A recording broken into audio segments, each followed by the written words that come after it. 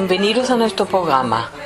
El martes 7 de mayo de 2019, en la CEME de Madrid, tuvo lugar la presentación del libro de la señora Paz Amselem, El médico de Tánger. Les invitamos a escuchar a la charla.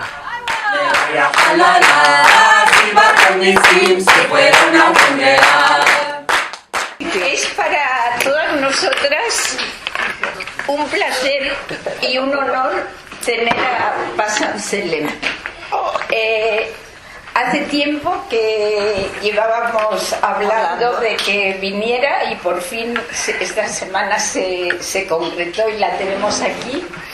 Creo que no es realmente una biografía de su querido papá, Zichrono Libraja, que el doctor Amselem, que todos los que hemos vivido en Tánger o conocido de cerca, todos admirábamos y queríamos, pero Paz nos va a contar la andadura y cómo se hizo y cómo es el libro, y nos encantará oírte. Gracias, Paz. Pues muchas gracias.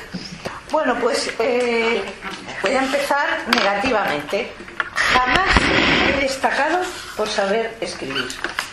Ni cuando iba al instituto, ni cuando he ido al liceo, ni cuando he ido a la universidad. Pues no. Y de repente a la vejez viruela, pues ha surgido.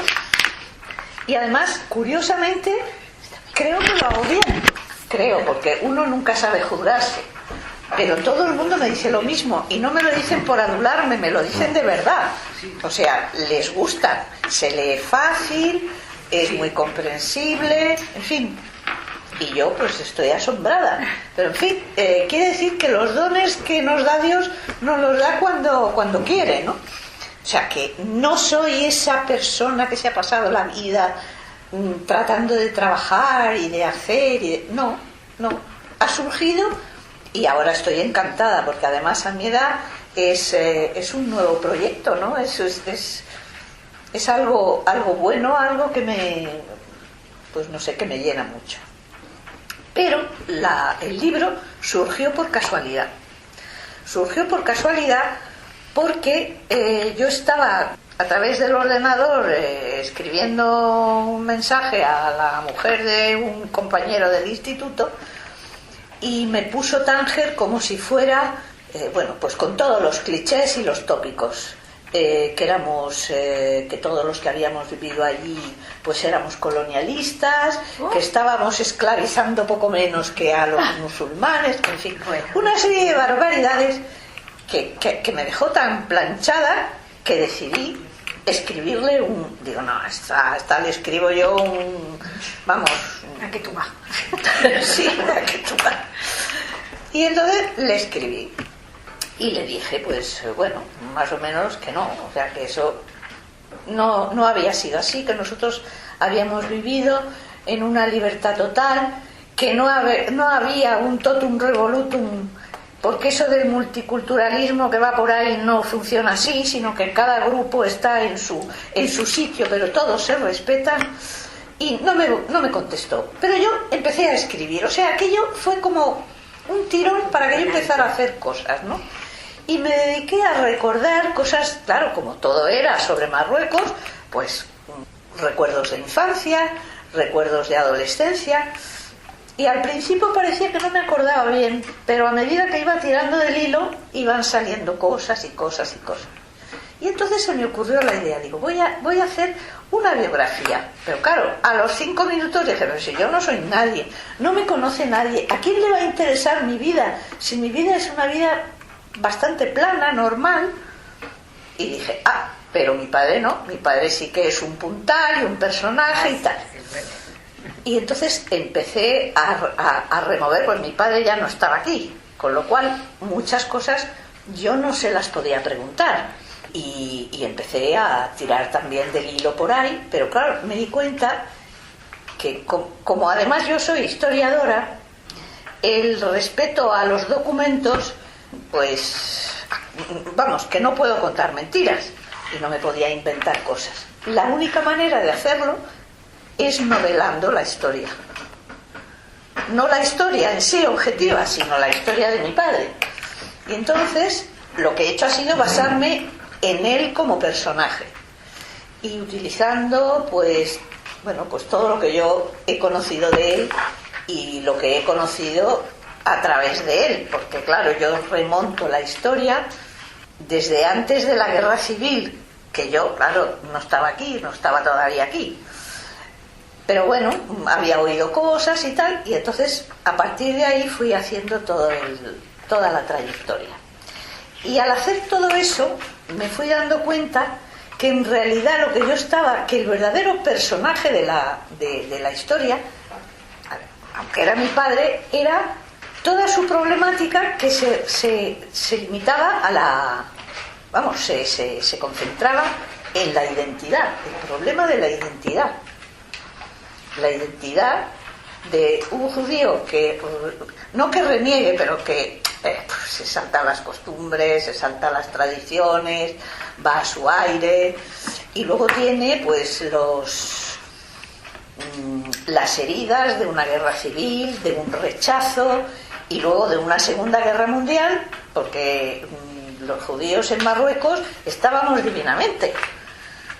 Vivíamos totalmente no ajenos, sabíamos lo que pasaba, pero nosotros vivíamos bien. Y eso te crea en el fondo también, pienso yo, porque a nosotros los que éramos niños entonces no nos enterábamos de nada.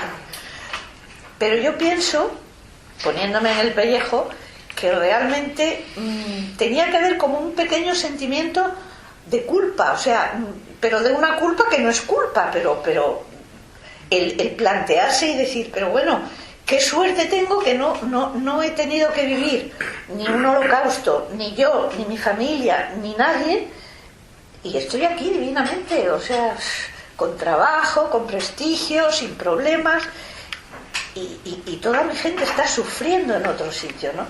Y eso era parte de uno de los tormentos. Por eso digo que la identidad era importante.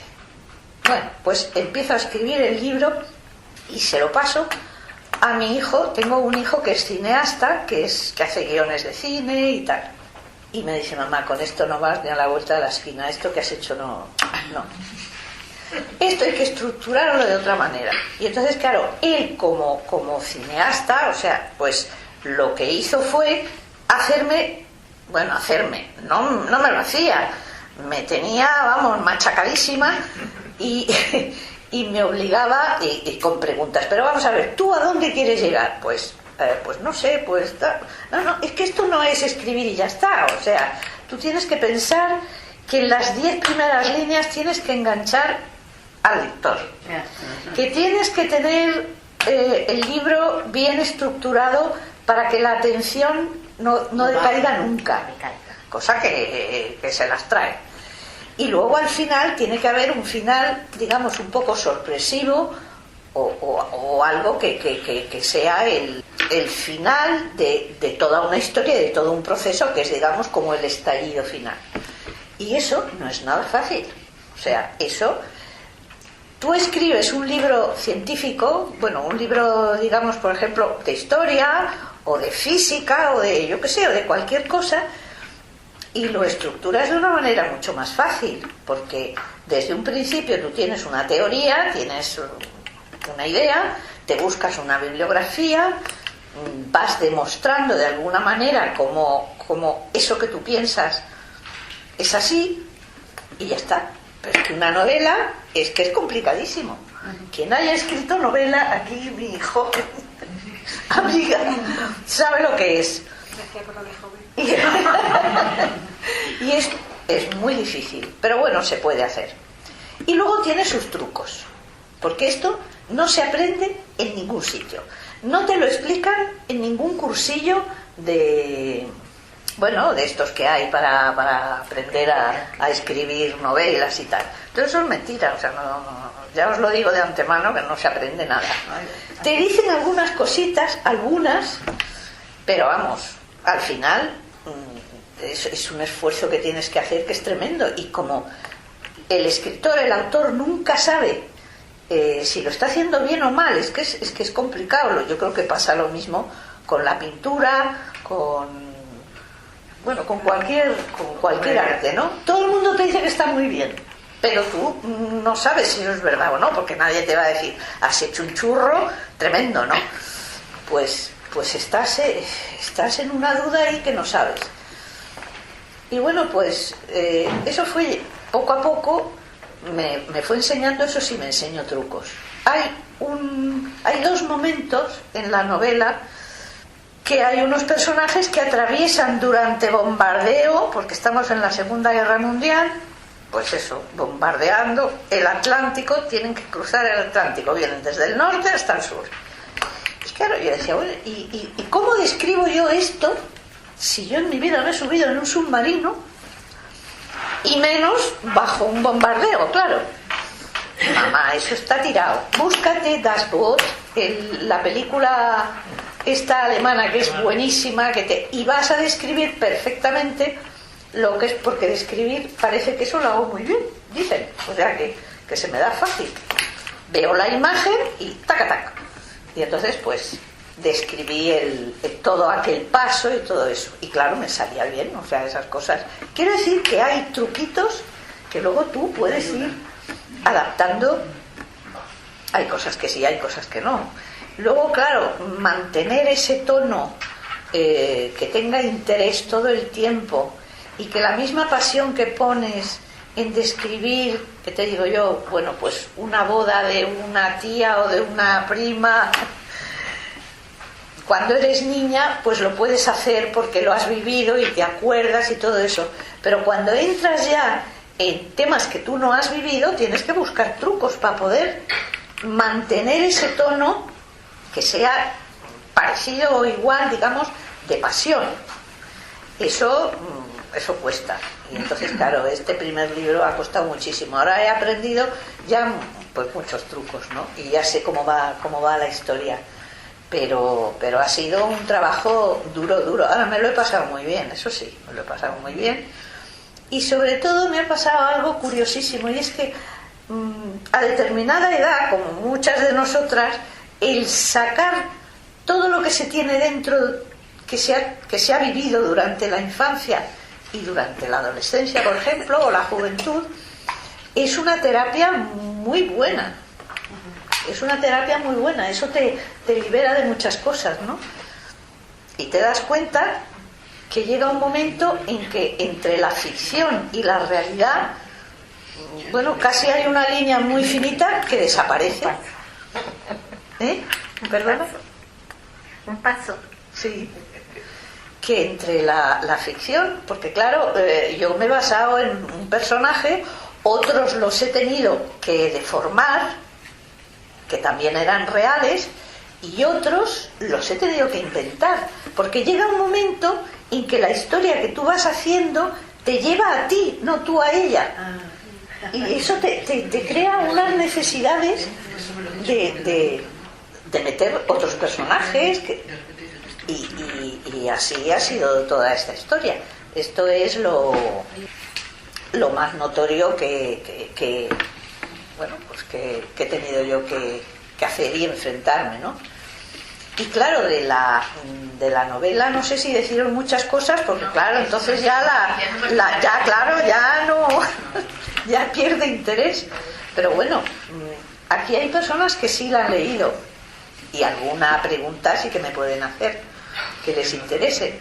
Bueno, yo quería hacer un comentario. Por eso. Quería felicitarte por la elección de la portada. Sí. Es que me parece preciosa, y me parece que es Ángel. No, es que es Ángel, pero son las azoteas. Las azoteas. Las azoteas. Pero es que aunque no supiera, se reconoce esa de verdad, esa luminosidad que, como veréis en la contraportada, es oscura, no hay detrás, es oscura, y es la otra parte de la historia, ¿no? Eso sí, esa la eligió mi hijo porque claro, como cineasta, pues el sentido plástico lo tiene, claro, a flor de piel, eso sí que lo tiene, claro. Y yo quiero decir, bueno, he leído el libro, Sí. ya hace tiempo que lo leí, Sí.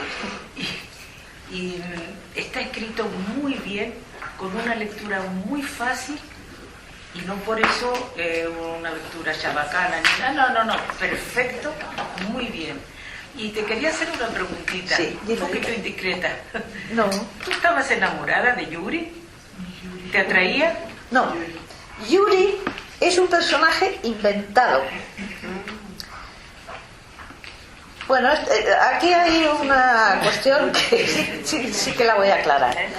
La niña que aparece en la novela, que es amiga de la niña, vamos, de la hija del doctor, de ese célebre, existe. Y era compañera mía. Primero fue compañera mía en el liceo y luego fue compañera mía en el instituto. Esta niña, que ahora es como nosotras, claro, pues vivía pues no sé si en qué país del Báltico, no sé, ellos eran oriundos del Báltico. Y entonces cuando la guerra y tal se vinieron, bueno, recalaron y terminaron en Tánger. Su padre, el de verdad, no Yuri. Yuri es un personaje inventado, o sea, yo me he inspirado en uno de mis hijos para describir ese personaje. Por eso le tengo tanto cariño, porque es un personaje encantador, ¿no? Pues ese Yuri es mi hijo, es uno de mis hijos. Claro, Pero el padre de esta niña, de verdad, que llegaron con una mano delante y otra detrás a Tánger, como tanto vivieron, es verdad que vivieron en el casco de un barco en una playa, eso también es cierto. Luego toda la descripción y eso no, eso ya es cosa mía. Entonces yo tenía que transformar eso, porque lo que al principio me pareció muy sugestivo era la vida en un barco, o sea, bueno, en el casco de un barco, ¿no? Eso me parecía que era como algo como muy plástico, muy original. Eso es una de las cosas que he transformado. Otra es la del principio de la novela, que aparece el médico que tiene que operar de urgencia a un soldadito que hay por ahí y tal. Bueno, pues eso también es inventado. Inventado el soldadito. Todo lo que yo había vivido de aquella operación, pues lo describí en la operación de aquel que no. El libro nos veía que había consultado a todas que hemos vivido con el doctor Anselmo, porque el doctor era nuestro gurú, ¿sabes? No, por favor, le queríamos tanto y estábamos siempre con él. Y bueno, él abarcaba todas las especialidades, era médico de todo, sabía de todo. Igual le ponía escayolas a mi madre, igual operó a mi hija Eva de urgencia, bueno, y cada vez que teníamos un problema era el doctor Anselmo. Y por la tarde mi marido iba a verle y se sentaban los dos a hablar del arache y de los cotilleos angelinos que no quedaba vivo nadie. Y hay tantas cosas que yo podía contar de mi padre magníficas. Es que la ventaja de mi padre como médico, que eso yo creo que lo he traducido bastante bien en el libro, era, primero, como médico extraordinario, un gran internista. Había estudiado con Jiménez Díaz y era de los, como habéis visto en muchas películas así antiguas y tal, que se ve al gran patrón, que era Jiménez Díaz, y llevaba su corte de médicos que estaban aprendiendo. Pues mi padre era el primero del grupo. Y fue un internista muy bueno. O sea, por el fondo de ojo, por cualquier, ya te había diagnosticado lo que tenía, que era lo que le pasaba también a Mani. Sí. Mani llegaba y decía, Uy, tú tienes tan claro, clínico, porque es un ojo clínico brutal. Oye, que salvo a mi hermana de la Eso, ese era uno de los elementos importantes. Y el segundo era la gran humanidad que tenía, que tú mismo lo has dicho. O sea, luego terminaba siendo amigo de sus pacientes. Soy la prima de Blanca Rosa. Ya. Por eso. Y entonces te digo, tenemos muchas vivencias juntas. Sí, claro. No, pero era un médico extraordinario, Mani también, ¿eh? De hecho, están enterrados juntos, uno al lado del otro.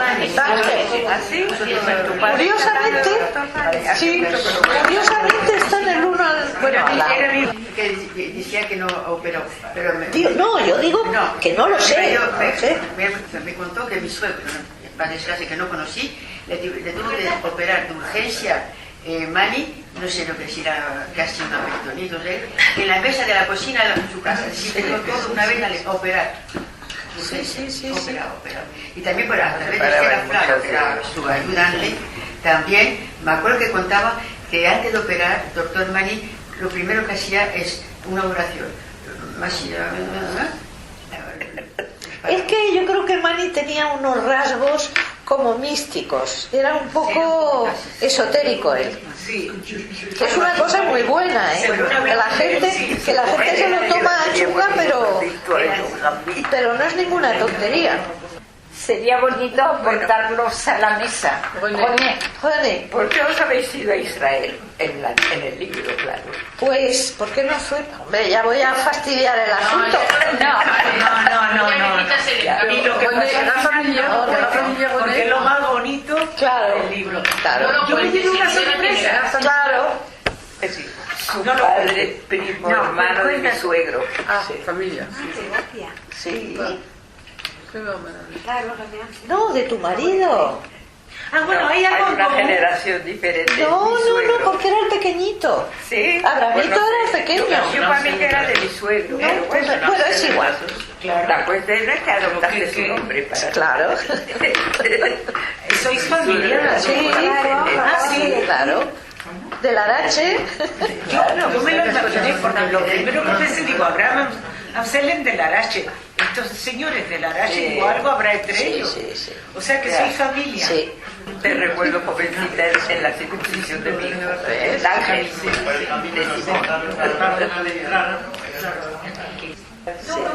El final, ¿se elige o te elige? ¿Te eligió? Me eligió. El final me eligió. O sea, toda la trayectoria de la novela me llevaba a eso. No podía evitarlo. Bueno, podía evitarlo. No la he leído, la voy a leer ahora, pero que... Y claro, el principio y el final es histórico, es real. Es como se fraguó todo y tal. Pero todo lo del medio me lo he comido. O sea, me lo he inventado. Lo he inventado porque tenía que... Bueno, lo necesitaba, claro. Y en toda la investigación que has hecho y todo esto, ¿has encontrado facetas de tu papá diferentes a lo que Sí. tú conocías? Sí, me he encontrado cosas curiosísimas al hacer esto. Por ejemplo, yo no sabía que mi abuelo había sido tratante de grano en Larache. Sí.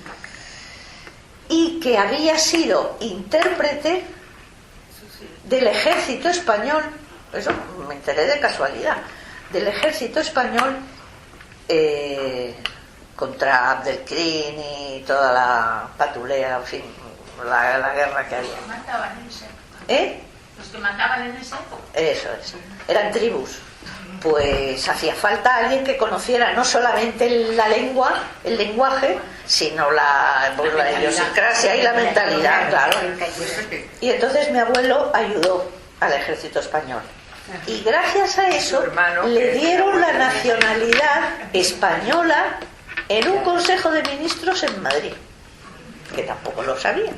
Yo tengo el acta del abuelo de Abraham, de nacionalidad española por servicio prestado, que eran hermanos. Exactamente. Sí. Tengo.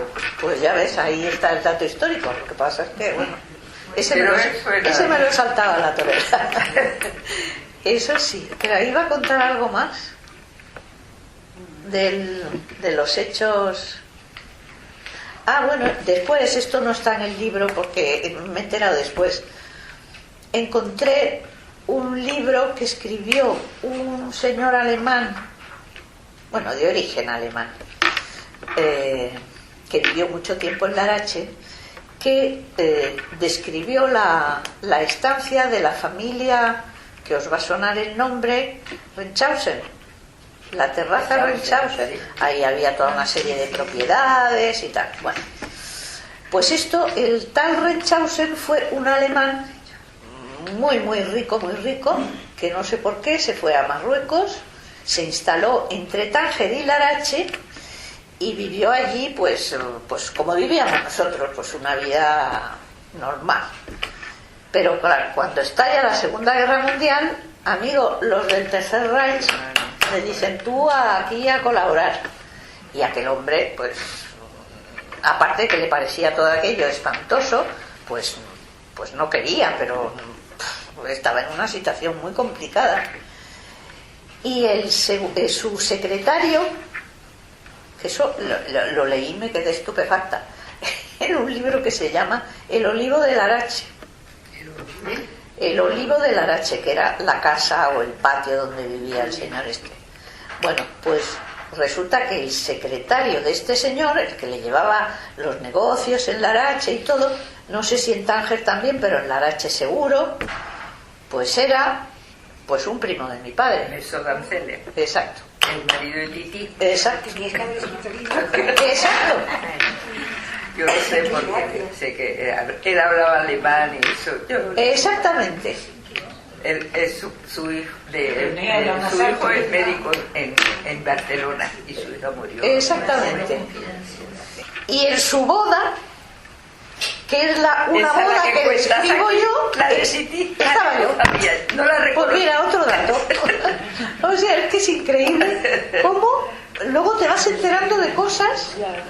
Pero bueno, hay que ver ese Tánger lo que ha dado de sí, y la de personajes extraordinarios que había. Y los pueblitos alrededores, porque Larache y Arcila y Alcázar, todos estos fueron personas que vivieron en Tánger también y que trajeron toda su historia.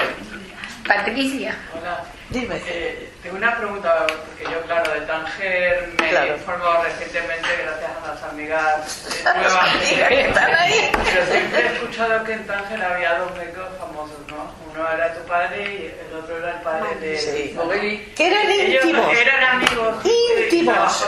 Doctor Morelli. Ese es el Doctor Morelli. Claro, el doctor Morelli. Era íntimos, no solo amigos, íntimos. ¿Trabajaban juntos o no? No, eso sí, no. han trabajado. Bueno, han trabajado alguna vez, pero Hacía tenía un equipo de radiografía y hacían toda la radiografía para los pacientes que él operaba, el doctor Anselmo operaba. Sabía que tenía algo de radiografía, digo, voy a ver si se combinan las Bueno, cosas. yo creo que iba casi todas las noches sí, a pasárselo bien, como amigos. el doctor Anselmo, porque el doctor Anselmo le gustaba tener amigos.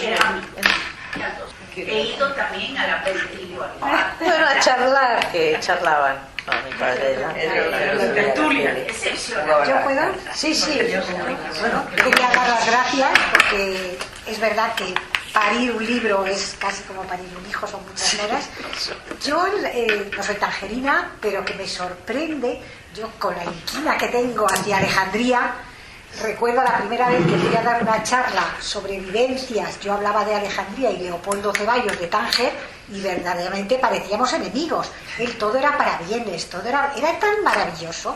Y si lo era, ¿por qué en un momento dado os fuisteis? Porque yo jamás volvería a poner los pies en Alejandría, y aunque me pagaran la estancia. Ahora yo no he vuelto a poner los pies. Ni nosotros tampoco. Quiero decir que me sorprende, porque tiene la amabilidad de invitarme, aunque la primera vez que fui me dijo, ¿tú de dónde eres? ¿De Tánger? No. Entonces, ¿qué haces aquí? O sea, que me quedé, dije, bueno, porque me invitó a Ana María y porque me apetece, ¿no? Entonces, me sorprende y me maravilla esa identidad tangerina que tenéis todos, esos recuerdos que no sé si son edulcorados o que simplemente eran tan ciertos, pero ¿cómo es que seguís buscando? Y las únicas personas son los de Ceuta, que les pasa exactamente lo mismo que a los de Tánger. Los de Tetuán hablaban muy bien de su vida y de Tetuán, pero el amor que tienen los tangerinos hacia Tánger, yo no lo he visto en ningún judío que se haya ido de un país árabe. ¿Me lo podrías explicar? Pero es que no era un país árabe. No, ya lo Estoy sé. hablando, Esther. Ahí está entonces, perdón, entonces no era un país árabe. Por eso vivíamos ahí tan maravillosamente. Era internacional también. Pero tú eras un país árabe. Sí, pero en cambio vivíamos muy nosotros bien. no. Pero nosotros no era el país árabe. En el momento que hubo la Carta Real y a los pocos meses adherieron Tánger a Marruecos, Se fue a yo estaba en estado de mi hijo. Estaba recién casada de 1 año. Me quedé en estado. Y cuando yo me quedé en estado, yo dije, yo me marcho de aquí. Y no había nada. Todo estaba tranquilo. Nos dejaban vivir como queríamos. Todo todavía. Y sin embargo, yo dije, yo de aquí me voy. Y me fui. Y nunca has vuelto. He vuelto en una ocasión porque no tuve más remedio. Era la muerte de mi suegro, que vivía allí. Pero no por gusto, Pero ¿no? no Porque por en gusto. general yo lo veo y Bueno, ahora primero René y después Anita. Pero pasemos en Mira, del Tánger pasa el micro. perdimos la confianza de vivir en ella, los Habla en el europeos y en particular los judíos, porque vivíamos del comercio y de las actividades económicas que todos se temían que iban a terminar para los que no fueran marroquíes, cuando nos quitaron la Carta Internacional. Y fue por desconfianza que nos fuimos, pero nadie nos persiguió y nosotros salimos con nuestra mudanza totalmente tranquilamente y con las cuentas bien claras de banco y de todo. Y entonces no es lo mismo que tú como saliste, que habéis salido forzados y echados. Es muy diferente que puedas guardar amor a una persona que te ha echado de su país. Nosotros nadie nos echó, al contrario. Ya ves que el rey de Marruecos, al contrario, siempre ha tenido consejeros judíos y siempre ha tenido buenas palabras de protección hacia sus súbditos judíos. Así que es diferente. Anita. Sí. No, esta no hace falta. Tampoco, no puedo, Mira, yo volví a Tánger hace 15 años. ¿Cuándo te fuiste primero? Me fui en abril del 59. Pues justo, cuando ya. El 30 de marzo de 1952 sellaron los moros a la calle. ¿En Tánger? Sí, sellaron los moros a la calle y empezaron a matar gente. A matar y a cantar, y todos con las zapatillas en la mano porque no sabían ni andar. Y entre ellos, el tío de mi ex, bajando la puerta de la tienda, le mataron. A partir del 30 de marzo del 52, que es cuando estaban pidiendo la independencia, Cuando empezaron. se empezó ahí a desfilar todos los europeos. Y yo volví hace 15 años a Tánger, porque tenía una tía en el hospital Benchimol, y aquello daba asco de verlo. Fuimos, Ángel y yo fuimos a un restaurante de un hotel famoso en Tánger, en el Boulevard, y pedimos un té y no había té. Ana María, háblanos tú del tango que tú conoces. Ella es la tangerina de Pesana que ha quedado. He dicho 15 años, pueden ser 20, Bueno, el Tánger que tuviste no tiene nada. Y que no tiene nada que ver con eso. Es una ciudad maravillosa, preciosa, inmensa. Hombre, porque Nada que ver, nada que ver. Lo mejor te puedas imaginar. ¿Cómo os acoge? Nosotros, la parte ashkenaz, digamos, nosotros salimos en el 54. Y antes de eso, en el 45, en el 46, mi abuela tenía un restaurante en la Place de France. No, antes del Paradis tenía al lado de la Brasserie. Y creo, la verdad que no lo sé cómo se llamaba, pero tenía un restaurante en la Place de France. Y tenía los camareros más... Mandel, claro. El señor Mandel, los camareros más alzados, digamos, que uno puede tener. Uno era ingeniero, el otro eran todos ashkenazim que habían llegado con una mano delante y otra detrás, y bien contentos, que eran los que no hablaban idiomas y que estaban encantados de tener un trabajo de camarero. Y entonces, una anécdota de mi abuela es que el señor Mandel, que algunos habéis conocido, él era de origen alemán, era medio húngaro, medio alemán, y él oyó a unos espías alemanes decir que iban a poner una bomba o que iban a hacer algo. Se lo dijo a mi abuela y ellos fueron creo que fue a la autoridad francesa para denunciarlo. Y luego, posteriormente, tuvieron el Hotel Paradis, y cuando hubieron esas manifestaciones en el 52, mis padres dijeron, esto ya lo hemos vivido, y en el 54 llegamos a Madrid. No me extraña.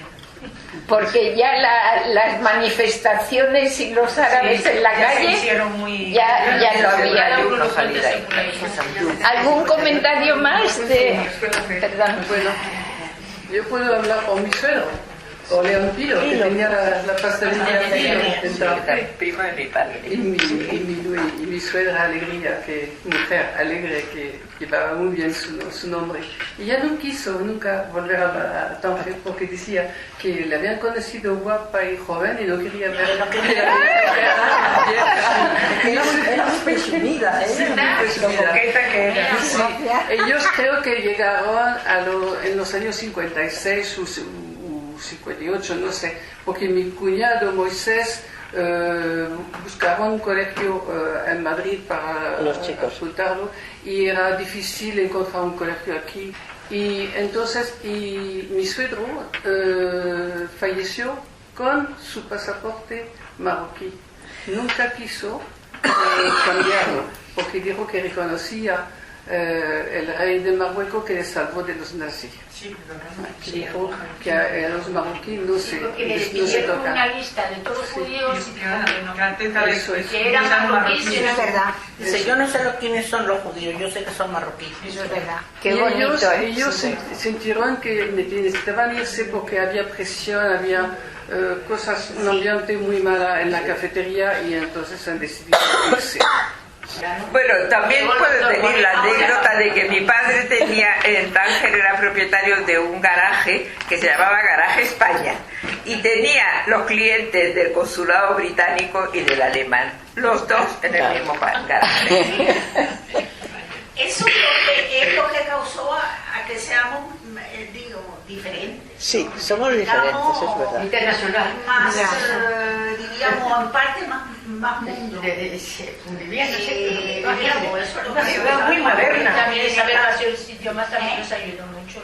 Muy moderna, pero como sí que era un modelo de convivencia. Se habla de progresación, se habla de los idiomas portugueses, hindúes, los hindúes también, un montón. Abraham Ben-Gio.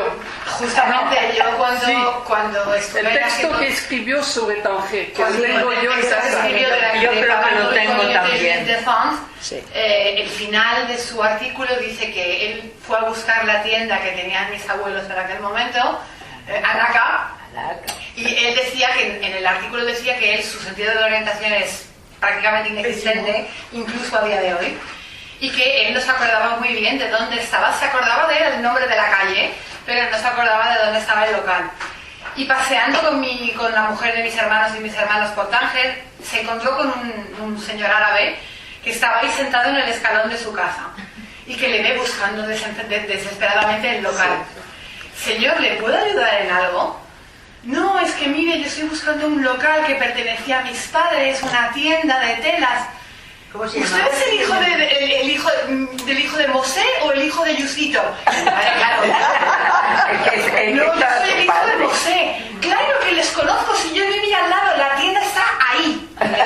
Le fue con él hasta el local. ¿Y por qué os habéis marchado? Y el epitafio final del artículo de mi padre es "Et oui, pourquoi on est parti?". O sea, que esa es la respuesta que te puedo dar, Verónica. Es que mi padre, pues como todas vosotras, tiene unos recuerdos entrañables, no, lo siguiente.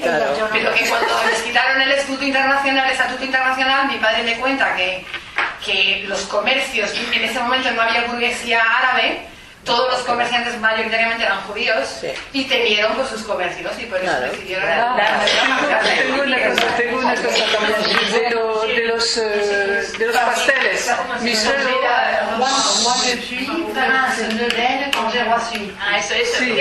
¿Cómo es? Se llama roi me daigne, prince ne suis, tant je roi suis. Parrain pour une communauté juive de France. Si queréis luego conocer el link que lo tenga publicado. Quiero hablar de la pièce montée, para las bodas de mi suegro. Las pièces montées, las tazas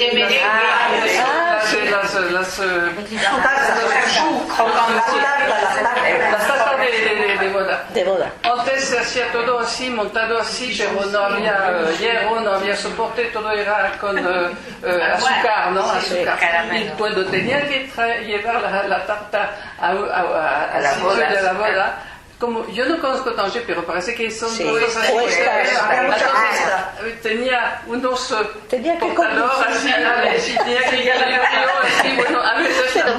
Yo debo de decir un par de cosas. Mis padres huyeron de Hungría y mi padre nunca volvió, lo mismo. Budapest es una ciudad preciosa donde hay mucho turismo y no sé qué. Mi madre fue una vez, y la primera vez que fue a un congreso de la UITSO, y entonces la animaron mucho a ir, de que era húngara y era la primera vez que volvió y se emocionó mucho. Mi padre dijo que él, de un sitio donde la habían echado, donde la habían pegado, estuvo en 3 campos, no sé qué, nunca volvió. Y luego para ambos, Tánger, mi madre siempre dijo que Tánger era el sitio más bonito del mundo. Donde el sitio donde estaban en Magadí, en los mejores años estaba en el paraíso. Mi padre decía que él era Tanjawi en el alma, y mi madre decía que el sitio más bonito, donde el cielo era más azul, el mar era más azul, donde las palmeras eran más bonitas, donde la fruta era... La fruta le... Sí, pero ahí era... voy a decir una cosa. Sí. Bueno, el problema de... Bueno, ahora ya vamos a hablar de Tánger, ¿no? Por lo que se ve, pero... el problema es que la imagen de Tánger se ha desvirtuado muchísimo. Este Tánger del que hemos estado hablando todas nosotras, pues es un Tánger... ¿Quién era quien decía que era todo... que teníamos como un recuerdo feliz y tal, y tú has sido, claro. No es el Tánger, y es que era así. Sí, por supuesto. Es el Tánger que hemos vivido todos los que hemos estado allí, evidentemente. Pero después se ha desvirtuado. Y entonces se ha dado una imagen, incluso de gente que ha estado en Tánger, algún periodista, en fin, en la que se ha introducido el tema de la droga, el tema del vicio, el tema... O sea, eso existiría, pero no, perdón, eran vidas simultáneas y paralelas que no se tocaban, porque sabemos que históricamente ahí estaba Lucky Luciano, que era el mayor traficante de tabaco de armas, como estaba a la disposición de todo el mundo, pero nadie, no se veía, yo nunca vi un un drogadicto. De vez en cuando veía un moro así Con el parado, kif, parado en la calle. del kif. Era el único que había tomado hashish, porque a nadie se veía tomando hashish. Y estaba libre en la venta. Los condicionantes como cualquier otro puerto internacional del mundo. O sea, ¿Sabía lo que se hacían los locos? Cuando yo había mansiones, había fiesta, había bacanales. Pero pero eso pasaba también en Madrid en la época de Franco. Sí, pero de esa forma no. Por eso me extraña. Los únicos amigos que nos quedaban, que eran los árabes, ya también nos odian. Y a mí eso fue lo que más me chocó, porque teníamos sensación de que todo el mundo nos odiaba, pero que los árabes no. O por lo menos durante muchos años. Y es que los judíos que hemos vivido en países árabes pasa un poco como la Inquisición, lo odias después porque has vivido tan bien que el recuerdo es muy duro de superar. En los sitios donde no estabas bien, pues casi ya desgraciadamente. Y por eso mi pregunta era, ¿cómo es posible que seáis un poco el islote que conserva esa identidad de ilusión que hemos perdido casi todos los que nos hemos Pero es marchado? porque salimos a tiempo. También Posiblemente. que no llegamos a sufrir nada porque salimos a tiempo. ¿Sabes por qué? ahora Se vivía muy bien, porque los árabes no mandaban nada. Claro, no vale, pero era su país. Claro, pero cuando ya pidieron la independencia, entonces que en el no lograron que era internacional. pero cuando ya pidieron la independencia, que en el 57 se la dieron, ya la cosa cambiaba. Ya iban a ser ellos los años, los amos y señores. Bueno, Paz me dice que hemos llegado a hablar más de Tánger, pero digo que pienso yo que no hemos podido hablar más de la novela porque hay partes que no has querido desvelarnos. O sea que ahora vamos a leerlo. Y entonces en nombre de todas, en nombre del comité de SEMI, en nombre de todas, queremos agradecerte infinitamente tu conferencia. Yo encantada. Queremos darte un pequeño recuerdo de la medalla de con Paz. ¿Queréis venir todas aquí? ¡Ay, qué ilusión! Vamos a darle un aplauso. Me vaya a acaparar, me vaya a jalar, así va con mis sims, se puede.